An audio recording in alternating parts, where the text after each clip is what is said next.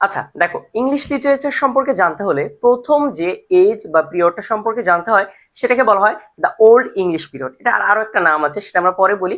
দেখো, এই যে দ্য ওল্ড ইংলিশ পিরিয়ড, এই ওল্ড ইংলিশ পিরিয়ডটা হচ্ছে ইংরেজি লিটারেচার বা ইংরেজি সাহিত্য একদম সূচনাকাল বা শুরুর দিকের টাইমটাকে বোঝায়। এই শুরুর দিকের টাইমে আসলে কারা লেখালেখি করতো, তাদের কোন লেখাগুলো প্রমিনেন্ট কিংবা এখনো আলোচিত, এই জিনিসগুলো জানতে হবে। এই ওল্ড ইংলিশ পিরিয়ডের ক্যারেক্টারিস্টিক্স কেমন ছিল লিটারেচারের সেটা জানতে হবে, যে টাইম স্প্যান কেমন ছিল, কতটা ছিল, কতদিন ছিল, এটা জানতে হবে। তো চলো শুরু করে ফেলি। দেখো, প্রথমে একদম শুরুতে আমরা এই যে দ্য ওল্ড ইংলিশ পিরিয়ডের টাইম স্প্যান, এটা ছিল 450 সাল থেকে 1063 সাল, বাংলা বাঙালি, ঠিক আছে। এরপরে আমরা ইংলিশে বললে 450 এডি টু 1066 এডি পর্যন্ত, এভাবে মনে রাখবা। ডান, তাহলে টাইম স্প্যানটা জানা শেষ। এরপরে দেখো, এই যে আমি বললাম দ্য ওল্ড ইংলিশ পিরিয়ড, এর আরো একটা নাম ছিল, এটার আরো একটা নাম ছিল, সেটা কি ছিল? Anglo Saxon period. এটাকে আরো একটা নামে ডাকা হতো, যে এটাও কিন্তু বহুল পরিচিত, যে অ্যাংলো স্যাক্সন পিরিয়ড বলা হতো এটাকে। এখন অ্যাংলো স্যাক্সন পিরিয়ড কেন বলা হতো, এটাকে একটু রিলেট করতে আমরা এই জায়গাটায় যাব, এটাকে একটু রিলেট করতে। কেন? দেখো, এখানে তিনটা নাম লিখেছি, একটা হচ্ছে স্যাক্সন, একটা হচ্ছে অ্যাংলেস, এবং আরেকটা হচ্ছে জুটস। এখন এই তিনটা কেন লিখেছি? এই তিনটা বেসিক্যালি জার্মানির তিনটা জাতিগোষ্ঠীর নাম। এই তিনটা জাতিগোষ্ঠী একটা সময় মানে এই পিরিয়ডটাতে ইংল্যান্ডে এসে তাদের রাজত্ব বা তাদের যে রেজিম এটা প্রতিষ্ঠা করেছিল ইংল্যান্ডে। তখন ওই তাদের যে স্বভাব চরিত্র বা তাদের যে মানে জীবনধারা, এর উপরে বেস করে তারা তাদের সাহিত্য রচনা করেছিল, বা ওই সময় যে সাহিত্যগুলো হয়েছিল সেগুলোকে আমরা বলি দ্য ওল্ড ইংলিশ পিরিয়ড, যেটাকে আবার বলা হয় অ্যাংলো স্যাক্সন পিরিয়ড। তাহলে বুঝতে পেরেছি এটা বেসিক্যালি তিনটা জাতিগোষ্ঠীর নাম, যারা হচ্ছে জার্মানি থেকে ইংল্যান্ডে এসেছিল। এতটুকু জানলে এনাফ। ওকে, দেখো, এখন এই সময়ে এই ওল্ড ইংলিশ পিরিয়ডে আসলে মোস্ট অফ দ্য লেখালেখি মানে যে মানে most of the literary works যেগুলো ছিল, এগুলো আসলে অ্যানোনিমাস ছিল।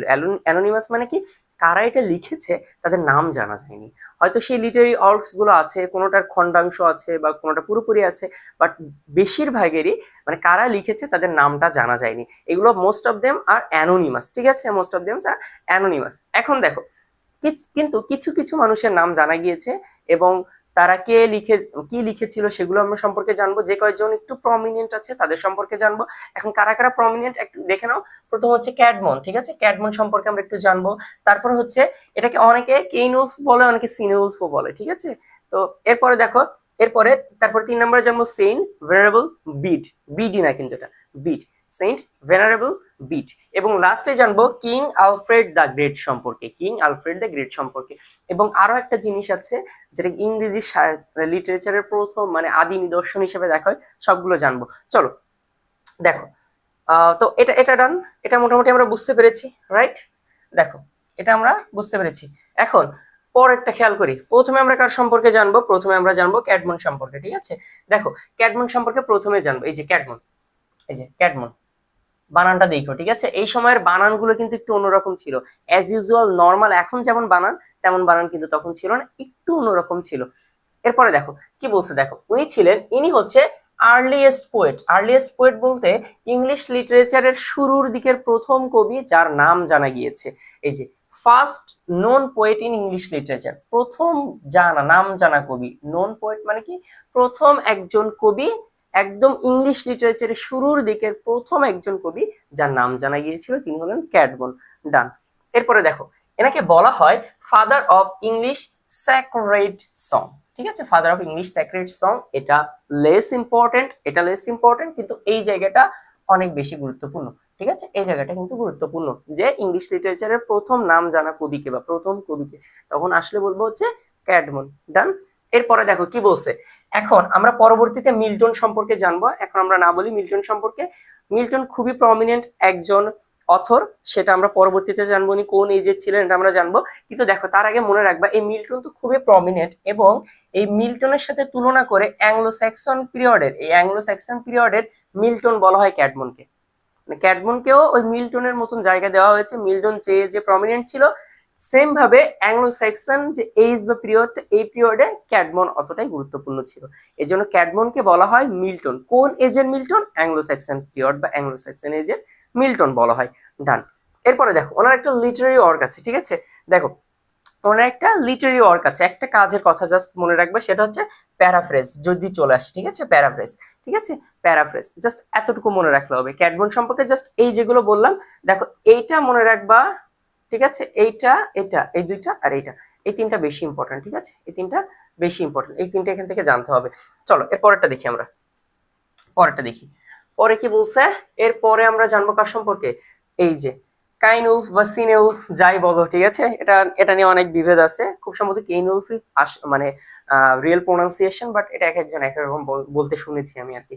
দেখো এই যে কেইনুলফ, এখন কেইনুলফ বা সিনেউলফ সম্পর্কে আমরা একটু জানি। দেখো এর সম্পর্কে, ওনার সম্পর্কে জাস্ট একটা জিনিস জানবা, একটা জিনিস, সেটা কি, জুলিয়ানা, ঠিক আছে, ওনার লিটারি ওয়ার্কটা জানবা, জুলিয়ানা। আমি তোমাদেরকে এক্সট্রা হাবি জাবি অনেক কিছুই পড়াবো না, যতটুকু প্রয়োজন যে জায়গা থেকে প্রশ্নটা হইতে পারে জাস্ট অতটুকু পড়াবো, ওকে।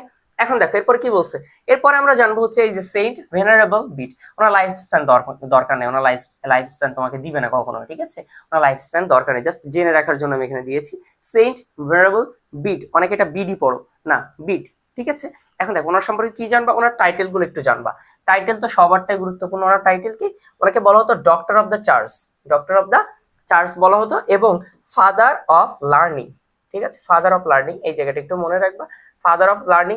জানো ওনাকে কেন ফাদার অফ লার্নিং বলা হতো, উনি শুরুর দিকে আসলে হিস্টোরি নিয়ে প্রথম যে একজন ব্যক্তি যিনি হিস্টোরি মানে ইতিহাস নিয়ে একটু ঘাটাঘাটি করতেন, শেখার চেষ্টা করতেন, জানার চেষ্টা করতেন, এই কারণে ওনাকে বলা হতো ফাদার অফ লার্নিং, এভাবে মনে রাখবা। দেখো এই যে first historian in English language, এটা খুবই গুরুত্বপূর্ণ, ঠিক আছে, এটা খুবই গুরুত্বপূর্ণ। তাহলে ভেনারেবল বিডের সম্পর্কে সবথেকে ইম্পর্টেন্ট কি, উনি হচ্ছে ফার্স্ট কি হিস্টোরিয়ান, মানে হিস্টোরিয়ান মানে কি, যিনি ইতিহাস নিয়ে আসলে গবেষণা করেন, historian in English literature, English language বা লিটারেচার, ঠিক আছে, মনে থাকবে। তাহলে ফার্স্ট হিস্টোরিয়ান কে ছিল, ভেনারেবল বিট, ওকে, ডান। চলো এরপরে দেখি, এরপরে হচ্ছে দেখো কিং আলফ্রেড দ্য গ্রেট সম্পর্কে জানবো আমরা এবার, কিং আলফ্রেড দ্য গ্রেট সম্পর্কে জানবো। দেখো কিং আলফ্রেড দ্য গ্রেট এর একটা টাইটেল আছে, ওনার লাইফ স্প্যানটা দরকার নেই, আমি বলেছি লাইফ স্প্যান দরকার নেই, just king Alfred the great, উনি কোন এজের ছিলেন, কোন এজের ছিলেন, অ্যাংলো স্যাক্সন পিরিয়ড বা ওল্ড ইংলিশ পিরিয়ড, ঠিক আছে। এখন দেখো ওনার টাইটেল কি ছিল, ওনার টাইটেল কি, টাইটেল হচ্ছে দ্য ল গভর্নিং, ঠিক আছে, the law governing, law governing মানে কি জানো, যিনি হচ্ছে আইনের শাসক বা আইনের প্রশাসক, এমন যেগুলো বলা হয় না, আইনের শাসক, মনে থাকবে, ল, দ্য ল গভর্নিং। এখন দেখো ওনার সম্পর্কে আর কি কি আছে, দেখো উনি একটা কাজ করেছেন, কম্পাইলড মানে কি জানো, সংকলিত করা, কম্পাইলড মানে হচ্ছে কোনো কিছু সংকলিত করা, দ্য অ্যাংলো স্যাক্সন ক্রনিকল, অর্থাৎ এই যে অ্যাংলো স্যাক্সনের যে জীবন নিয়ে, যে জীবন বৃত্তান্ত যেগুলো আমরা বলি, ওরা কিভাবে চলাচল করতো, ওদের লিটারেচার কেমন ছিল, ওদের খাদ্যাভ্যাস, হাবি জাবি, ওভারঅল সবকিছু এক জায়গায় করেছিল নিয়ে, সেগুলোকে সংকলন করেছিল, সংকলিত করেছিল, কম্পাইলড অ্যাংলো স্যাক্সন ক্রনিকল, এই ক্রনিকল শব্দটা একটু মনে রাখবা, ঠিক আছে।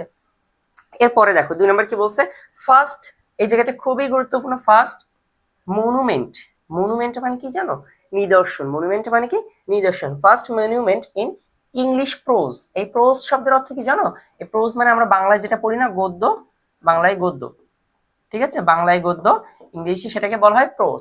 তাহলে প্রোজের গদ্যের, ইংরেজি প্রোজের প্রথম নিদর্শন কার মাধ্যমে পাওয়া যায়, এই যে কিং আলফ্রেড দ্য গ্রেটের, ঠিক আছে, king Alfred the greater first monument in English pros. মনে রাখবা মনুমেন্ট কিন্তু আরেকটা আছে, এর পরেই আসবে, এটা হচ্ছে কি গদ্যের আদি নিদর্শন, গদ্যের আদি নিদর্শন, ঠিক আছে, গদ্যের আদি নিদর্শন, মনে রাখবে এই জায়গাটি কিন্তু ভুলিয়ে ফেলে অনেকে, আদি নিদর্শন, ঠিক আছে, গদ্যের আদি নিদর্শন, এটা মনে রাখবা, গদ্যের আদি নিদর্শন।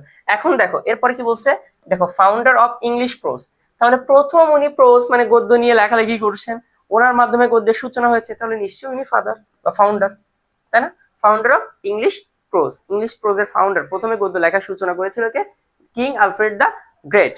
এরপরে দেখো, এরপরে কি বলছে, spread educational institutions in old English period, এখানে ওই সময় আর কি, যেহেতু উনি গদ্য টদ্য নিয়ে লেখালেখি শুরু করেছেন, উনি প্রথমে হচ্ছে মানে একটা প্রাতিষ্ঠানিক ভাবে যে শিক্ষা লেখা ব্যবস্থা, এই ব্যবস্থাটা ওই ওল্ড ইংলিশ পিরিয়ডে ওনার মাধ্যমে শুরু হয় বা একটু ছড়িয়ে পড়ে, সেটা কি এই যে এডুকেশনাল ইনস্টিটিউশন ছড়িয়ে পড়ে, স্প্রেড মানে হচ্ছে ছড়িয়ে পড়া, ডান।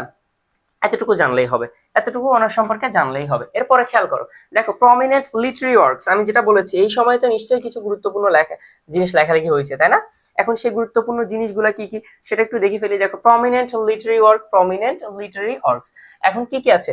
প্রথমে যদি একটা প্রশ্ন করে সেটা হবে বেউলফ, ঠিক আছে? বেউলফ, বেউলফ এটা হচ্ছে মানে ট্রিপল স্টার কেন, মানে যতগুলো স্টার দেওয়া যায় দিয়ে রাখো, ঠিক আছে?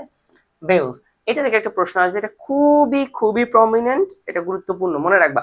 দেখো দ্য আর্লিয়েস্ট ইপিক, ইপিক মানে হচ্ছে মহাকাব্য, ইপিক মানে কি মহাকাব্য, মহাকাব্য, ঠিক আছে? ইপিক মানে কি মহাকাব্য, মহাকাব্য মানে ওই যে মহাকাব্য মানে হচ্ছে অনেক বড় কবিতা, যেটা হচ্ছে কাহিনী কবিতা যেটাকে আমরা বলি, কোন একটা বিষয় কোন একটা হিস্টোরি নিয়ে অনেক বড় করে কবিতা লেখা, এটাকে বলা হয় কাহিনী কাব্য, ঠিক আছে? কাহিনী কবিতা।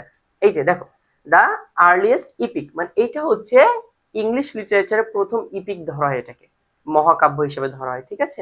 দেখো এই যে ফার্স্ট মনুমেন্ট, আমি বলেছিলাম ফার্স্ট মনুমেন্ট, মনুমেন্ট মানে কি বলেছিলাম? মনুমেন্ট মানে বলেছিলাম নিদর্শন। আমরা দেখেছি গদ্যের আদি নিদর্শন কার থেকে ছিল? আলফ্রেড দ্য গ্রেট থেকে, তাই না? এখন এই যে ফার্স্ট মনুমেন্ট, ইংলিশ সাহিত্যের প্রথম মনুমেন্ট বা নিদর্শন, এই যে ইংলিশ লিটারেচার কোনটা, সেটা হচ্ছে বেউলফ। বেউলফ হচ্ছে, বেউলফ কিন্তু কোনো ব্যক্তির নাম না, আবারও বলতেছি বেউলফ হচ্ছে একটা মহাকাব্যের নাম, মহাকবিতা, কাহিনী কবিতার নাম, যেটা হচ্ছে ইংরেজি সাহিত্যের প্রথম নিদর্শন। ইংরেজি সাহিত্যের প্রথম নিদর্শন কি? বেউলফ। ইংরেজি সাহিত্যের প্রথম নিদর্শন কি? Beowulf. First monument in English literature, which is the first monument in English literature? Beowulf, মনে রাখবা। এরপরে আদার্স আরো কিছু আছে, আরো কয়েকটা গুরুত্বপূর্ণ আছে যেগুলো জানা গেছে। এই যে দা অন্ডারার, আরেকটা জিনিস বলে রাখি, এই বেউলফ কিন্তু হচ্ছে অ্যানোনিমাস, কে লিখেছে এটা জানা যায়নি। এরকম এই সময়ে আর একটু বৈশিষ্ট্য কিছু একটা বলে দিই, দেখো সেটা হচ্ছে হিরোইক ডিডস, মানে এই সময় হচ্ছে এই যে নিজের সাহসিকতা, দাম্ভিকতা, আমি এই জয় করেছি, এই সাহস, আমি এতটা হিরোইক, এই জিনিসগুলো নিয়ে আসলে লিটারি অর্কগুলো লেখা হতো, কাজ করা হতো, ঠিক আছে? হিরোইক ডিডস নিয়ে, এটা মনে রাখবা। বেউলফও ঠিক এমন ধরনেরই। এরপরে দেখো এই যে দ্য অন্ডারার, দ্য সিফারার, এই দুইটা বেশি গুরুত্বপূর্ণ, ঠিক আছে? এরপরে আরো মনে রাখতে পারো দ্য হাজবেন্ডস মেসেজ, তারপর হচ্ছে ওয়াইফস ল্যামেন্ট এবং ট্রাভেলার। এই তিনটা থেকে সব থেকে বেশি গুরুত্বপূর্ণ হচ্ছে এই দুইটা, দ্য অন্ডারার এন্ড দ্য সিফারার। এটা কোন এজে ছিল? The early, the old English period, ঠিক আছে? এইভাবে মনে করো একেবারে প্রতিটা এজের, ইংলিশ লিটারেচারের প্রতিটা এজে একদম শুরু থেকে, অর্থাৎ আমরা যেটাকে বলি এ টু জেড, যেটাকে আমরা বলি, দেখো এ টু জেড ইংলিশ লিটারেচারের প্রতিটা ক্লাস ঠিক এভাবে করানো হবে তোমাদেরকে, একদম এভাবে করানো হবে।